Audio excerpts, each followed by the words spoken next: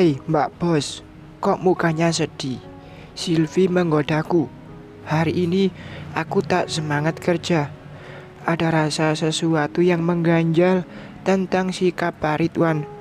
Ia akan melamarku lagi ke Kak Murni setelah orang tuanya pulang dari luar negeri. Aku yakin setelah itu hari pernikahan akan ditetapkan secepat mungkin. Tapi apakah pilihanku tidak salah? Aku takut Pak Ridwan bersikap seperti Kak Angga. Gak ada, lagi gak mood, jawabku merebahkan kepala di meja. Pasti ada masalah dengan Pak Bos. Sok tahu. Hei Mbak Bos, ini ada titipan. Tiba-tiba Mang Jojo muncul dari tangga. Lalu ia mendekat. Sebuah kotak berbentuk hati diletakkan di mejaku, lengkap dengan sekuntum bunga mawar. Dari siapa, Mang? Buat aku, ada nggak? Sahut Silvi sambil melihat kotak di mejaku. Kalau dari aku, Mbak Silvi mau terima enggak? Kalau mau, ku carikan sekarang, jawab Mang Jojo di sela senyum termanis yang dia punya. Idi, Mang Jojo genit. Kalau aku, levelnya bukan bunga setangkai, tapi bunga bank. Wah, aku kalah nih, ucapku ikut menanggapi. Bunga dari bank siapa, Mbak? Abang yang mana? Aku langsung tertawa mendengar ucapan Mang Jojo. Bang dibilang bang, ya beda makna. Mendadak moodku kembali baik. Waduh, Silvi tepuk jidat. Mendadak duniaku oleng, Mang, jawab Silvi. Makasih ya, Mang Jojo. Mang Jojo baik sekali. Aku doakan semoga dapat jodoh seperti yang diimpikan.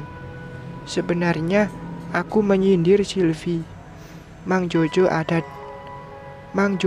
hati ke Silvi. Terlihat dari caranya menatap Silvi. Amin.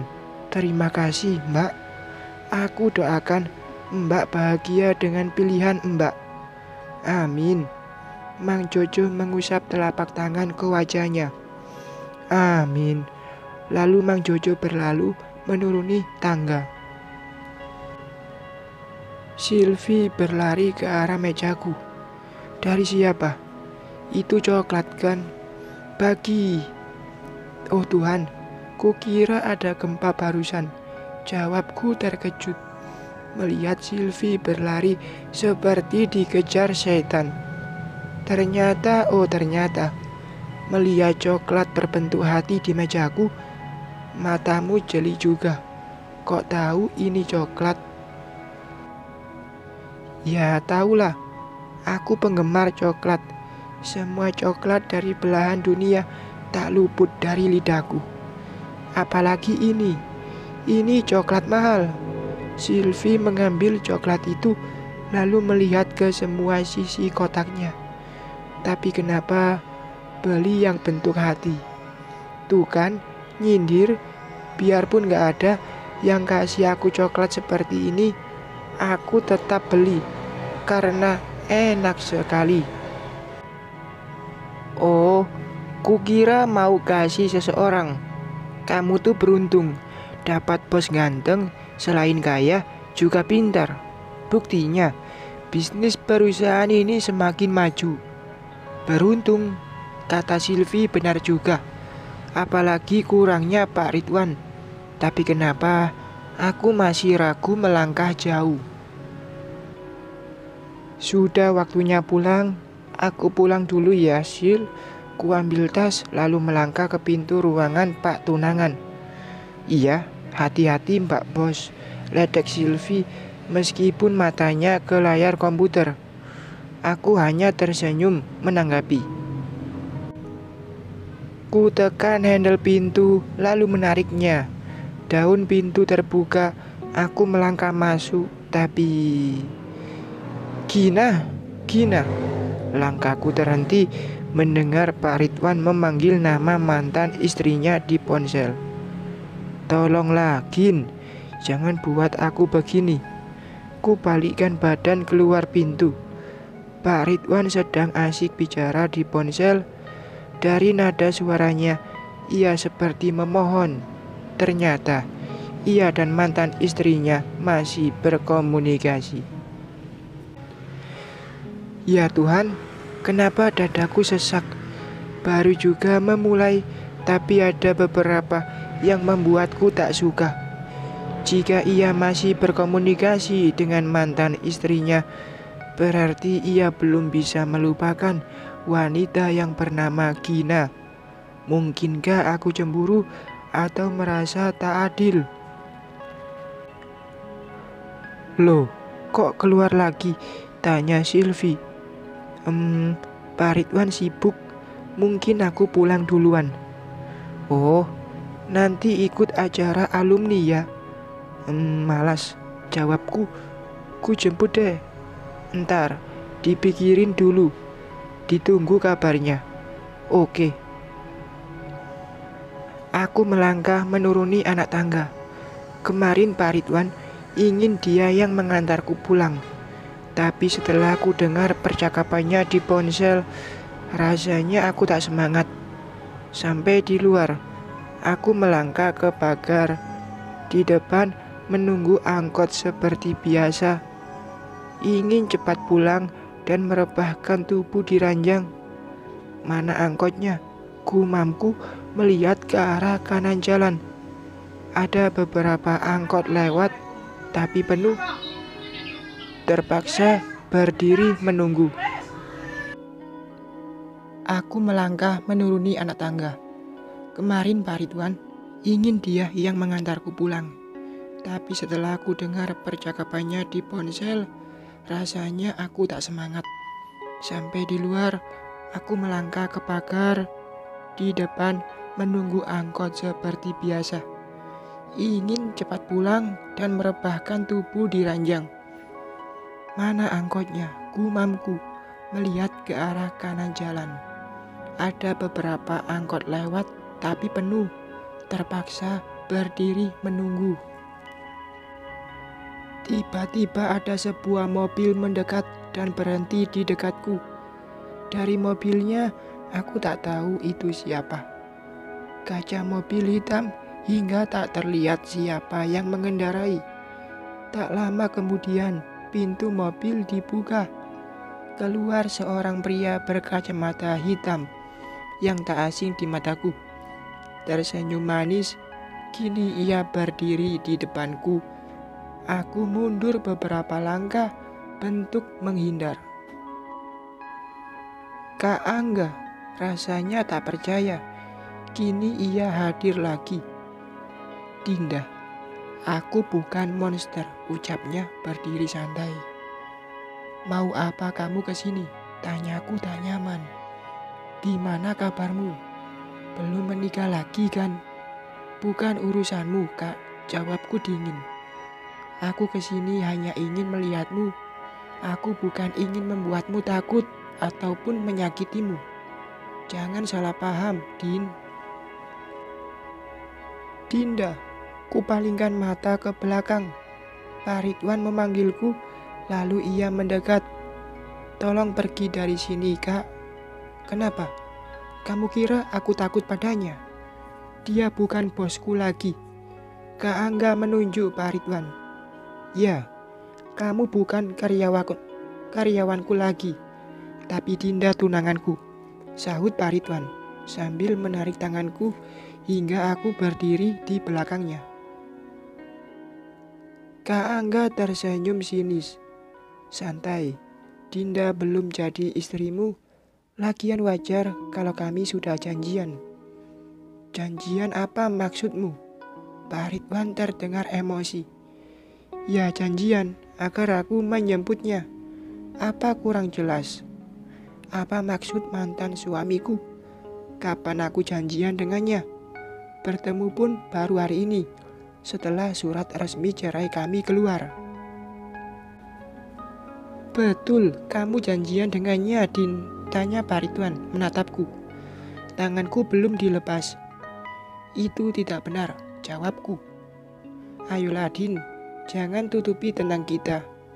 Ibu menunggumu di rumah. Ayo, ajak Kak Angga, seolah-olah aku janjian dengannya. Suaranya pun terdengar baik. Jangan bohongin aku, Din. Pak Ridwan melepaskan tanganku. Aku sudah jawab jujur, tapi kenapa mata Pak Ridwan seakan tak percaya dengan ucapanku.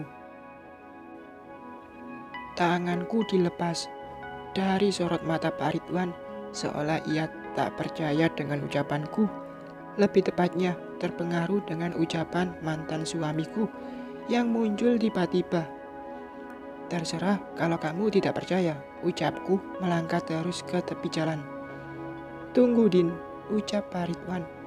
Aku tak peduli dan terus melangkah. Dinda, tiba-tiba Kak Angga berlari mendekat. Tanganku ditahan. Lepaskan aku. Ku tarik tanganku agar terlepas. Aku berhasil. Tunggu Din, aku bukan ingin menyakitimu. Sungguh, aku tak ada niat buruk. Dinda, Pak Ridwan memanggil sambil melangkah mendekat. Ikut denganku, ibu ingin bertemu. Tolong jangan ganggu hidupku. Aku mohon. Ku satukan kedua telapak tangan, memohon. Kamu mau apa lagi ke sini? Tiba-tiba Pak Ridwan menunjuk ke Angga dengan mata melotot. Hei, santai. Emang kamu siapa melarangku?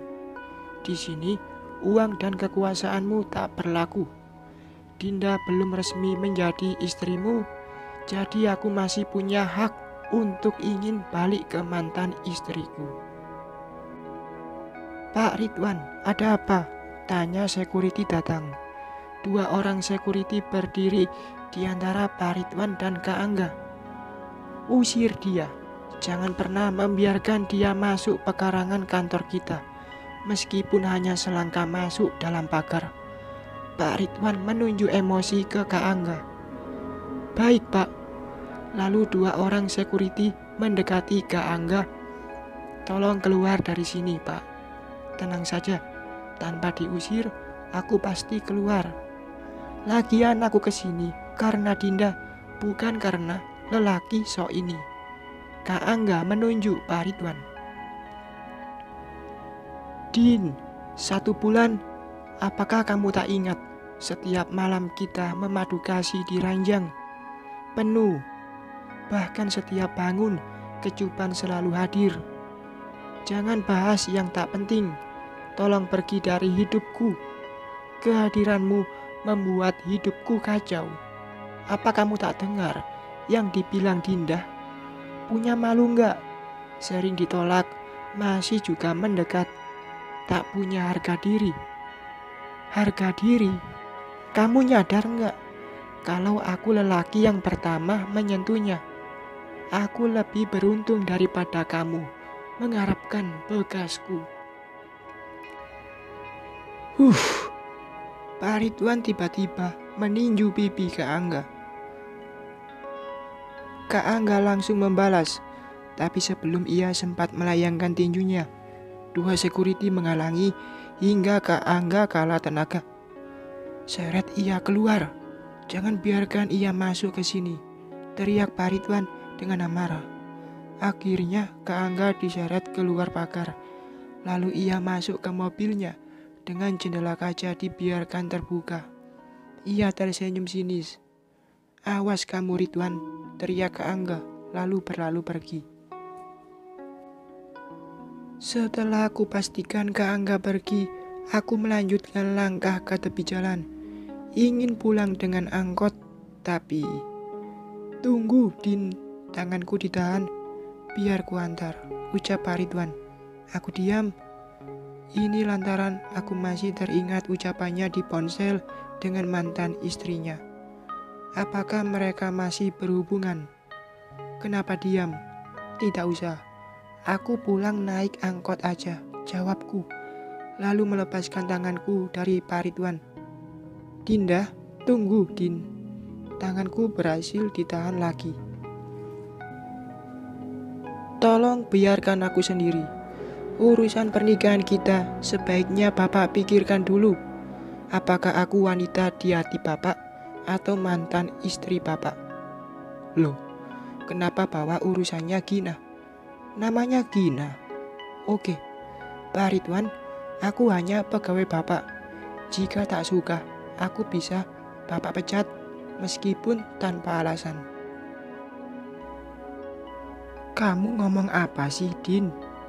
Oh, aku tahu. Kamu tak suka jika aku pecat mantan suamimu. Astaga, semakin runyam. Sebaiknya aku pergi. Lama di sini semakin membuat hatiku kesal. Aku melanjutkan melangkah. Oke, jika kamu mau balik ke mantan suamimu, tak masalah. Aku akan baik-baik saja. Terus ku lanjutkan melangkah. Rasa kecewa itu yang ku rasakan dengan sikap Pak Ridwan. Setelah kedekatan ini, baru terlihat sikap aslinya. Uang dan ketampanan belum menjamin membuatku bahagia dengan lelaki itu. Ada hal yang lebih penting. Aku menyetop angkot. Pak Ridwan tidak mengejarku. Bahkan ia membalikkan badan menuju mobilnya. Angkot melaju semakin jauh hingga dia tak terlihat lagi. Jika pasangan cemburu sebatas wajar, aku suka itu. Tapi jika berlebihan hingga tak ada kepercayaan, ini membuatku tak nyaman dan akan merusak hubungan. Itu pengalaman dari rumah tanggaku dulu. Mungkinkah aku hanya pelarian bagi Pak Ridwan? Mungkin juga ia masih mencintai mantan istrinya. Aku hanya dari keluarga sederhana dan tak pernah terpikir akan menikah dengan bos besar. Makan di tenda penjual jajanan kaki lima sambil menikmati keramaian itu sudah cukup membuatku senang. Tanpa duduk di restoran mewah dengan alunan musik romantis. Bukan tak ingin permewahan, tapi jika dengan sederhana sudah cukup membuatku senang, sebaiknya biaya kemewahan digunakan untuk hal yang lebih penting. Pengen makan bakso, ucapku di hati. Hampir melewati taman kota. Tak jadi masalah jika makan bakso sendirian. Toh di sana ramai dan aku tak akan kesepian. Jika aku pulang dulu, pasti Kak Murni melarang dengan alasan mau nikah nggak boleh sering keluar, nanti banyak penghalang. Aku tersenyum sendiri membayangkannya. Stop depan taman ya Pak, sahutku ke sopir angkot. Iya Neng. Lalu angkot berhenti. Setelah aku bayar ongkos angkot, lalu aku melangkah ke jajanan kaki lima. Tentu saja jajanan yang kusuka, bakso. Melihat bakso berjejeran di dalam kaca gerobak. Hari ini ku putuskan makan bakso beranak. Plus dengan teh dingin. Ku pilih bangku di pojok. Itu bangku yang sering ku kunjungi bersama Kak Yuda. Datang ke sini bukan mengingat itu, tapi karena ini tempat menghilangkan suntuk. Bang, bakso beranak dan teh botol dingin satu. Ditunggu ya, Neng. Oke, jawabku semangat, berusaha tersenyum. Jangan sedih, Dinda. Jika Pak Ridwan bukan jodohmu, mungkin akan ada jodoh yang lebih baik. Aku berusaha mensugesti diri agar tak larut dalam kesedihan. Ada apa denganku? Kenapa rasa kecewa ini juga pernah kurasakan saat dulu menunggu Kak Yuda yang tak kunjung ada kabar. Perasaan ini menyiksaku. Aku tak akan rapuh dan salah pilih lagi. Pernikahan bukan coba-coba. Ini baksonya, Neng. Abang penjual meletakkan pesananku. Makasih, Bang. Tanpa menunggu lama, bakso langsung kutusuk dengan sendok garpu, memotong kecil hingga bisa aku makan.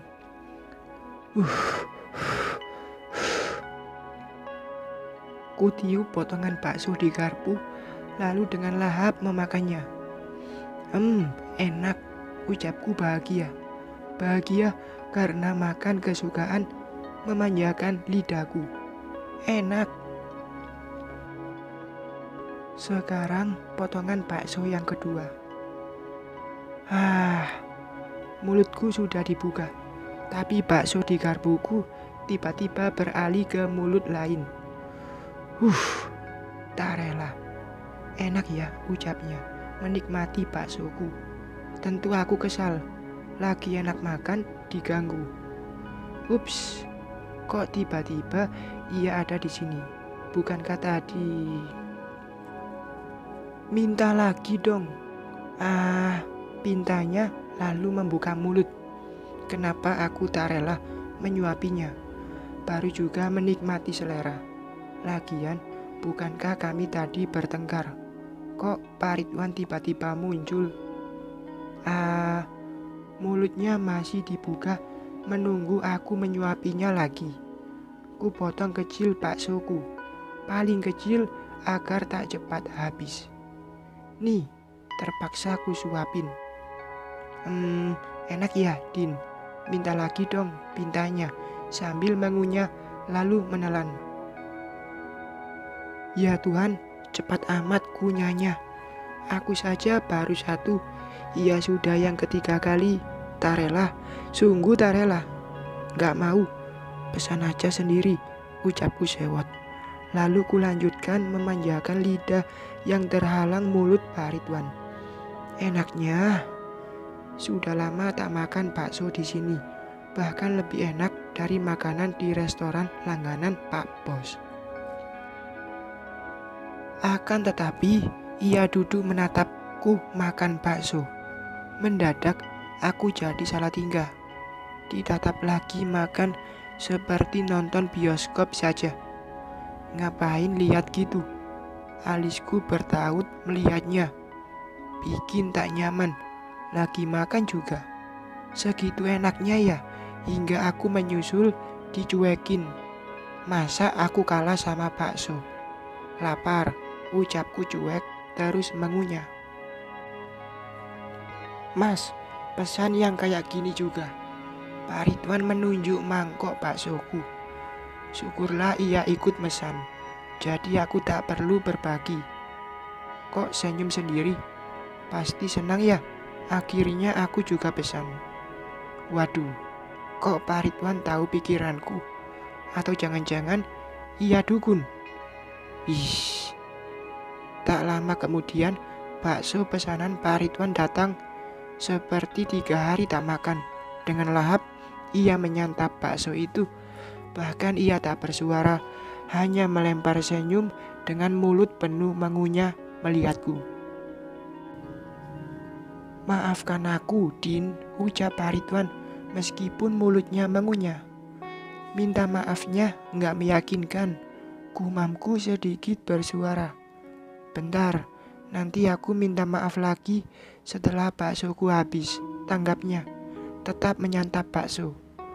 Lucu, aku harus tertawa atau baru saja hatiku terluka. Tapi setelah melihat ia di sini menyantap bakso bersamaku dan tanpa rasa bersalah, mendadak ingin tertawa dalam sakit hati. Bakso bisa membuatku melupakan masalah. Mudah sekali. Aku diam dan menikmati baksoku juga. Hai Pak Yuda, gabung sini yuk, sahut Pak Ridwan melambaikan tangan ke arah belakangku. Ku palingkan wajah ke belakang. Ada Kak Yuda duduk bersama seorang wanita. Entah berapa lama mereka di situ. Tak kusadari dari pertama datang, siapa wanita bersama Kak Yuda? Tak lama kemudian, Kak Yuda dan wanita itu mendekat. Makan di sini juga, Pak Ridwan. Iya, calon istriku suka makan di sini Dan aku pun juga ikut suka. Enak. Halo Bu Dinda, apa kabar? Sapa Kak Yuda. Baik Pak Yuda, jawabku. Oh iya Bu Dinda, Pak Ridwan, perkenalkan, ini Bunga, keponakan Pak Ismail. Jadi wanita bersama Kak Yuda adalah keponakan bosnya. Rasa ingin tahuku terjawab sudah. Wanita itu cantik dengan senyum lembut terpancar dari wajahnya. Jadi wanita bersama Kak Yuda, keponakan Pak Ismail. Pantas mereka sangat akrab. Pak Ismail saja bersikap baik ke Kak Yuda. Meskipun hanya sekali melihat, tapi aku bisa merasakan itu. Aku Bunga. Wanita bernama Bunga itu mengulurkan tangan padaku. Dinda, ucapku menyambut tangannya. Kami saling melempar senyum. Ada sesuatu yang kurasakan, namun sulit ku gambarkan perasaan apa itu. Lalu Bunga juga bersalaman dengan Pak Ridwan. Bentuk mereka berkenalan. Dan setelah itu kami duduk.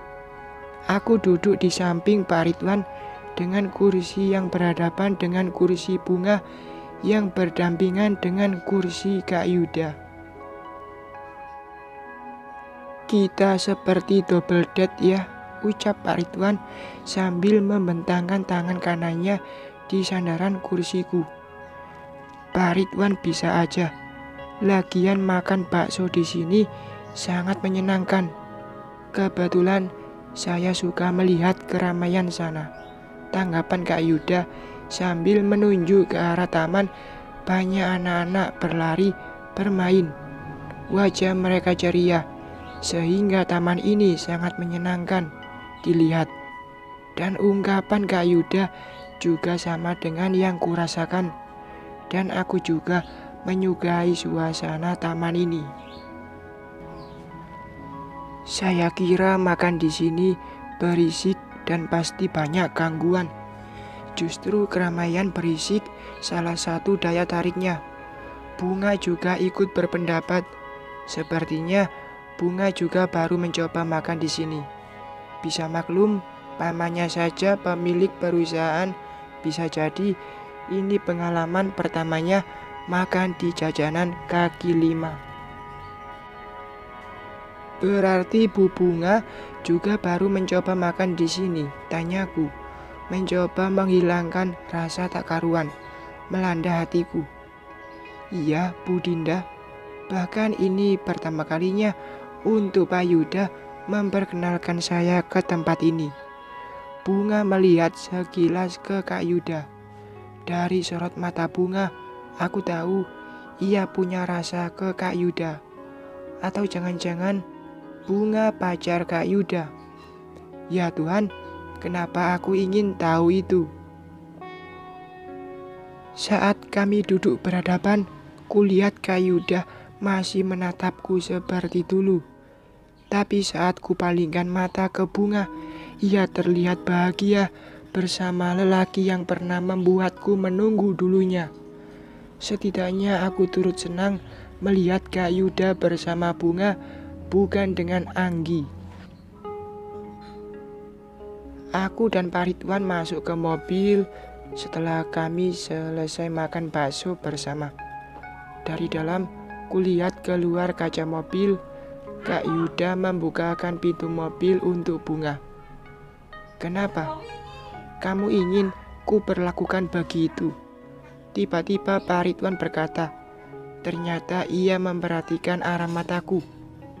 Biasa aja mas, lagian aku terbiasa naik angkot kok. Sebenarnya lelaki seperti Yuda patut ku tiru caranya memperlakukan wanita biar aku tak kaku lagi. Mobil mulai melaju. Aku lebih suka apa adanya tanpa meniru orang lain. Tapi jika ada sesuatu yang membuat kita bertengkar dengan beda pendapat, alangkah baiknya dibicarakan baik-baik dan cari solusinya. Baik sayang, aku tersenyum menanggapi ucapan Pak Ridwan. Kata sayang itu entah kenapa terdengar biasa saja. Din, kapan orang tua Ridwan datang? Mungkin lusa atau entahlah kak, jawabku sambil duduk memegang ponsel. Kok enggak semangat? Ada apa? Enggak ada apa-apa kak, jawabku berusaha memalingkan mata.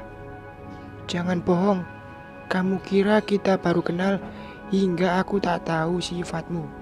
Kali ini Kak Murni semakin menatapku. Ku hela nafas panjang lalu berkata, tadi aku lihat Kak Yuda menggandeng wanita lain, Kak. Astagfirullahaladzim. Dinda, kamu tuh kenapa sih? Masih mikirin Yuda? Enggak, aku sudah punya Pak Ridwan. Kenapa rasanya tak yakin?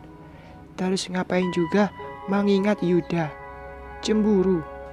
Apa? Cemburu? Apakah aku cemburu seperti yang dikatakan Kak Murni?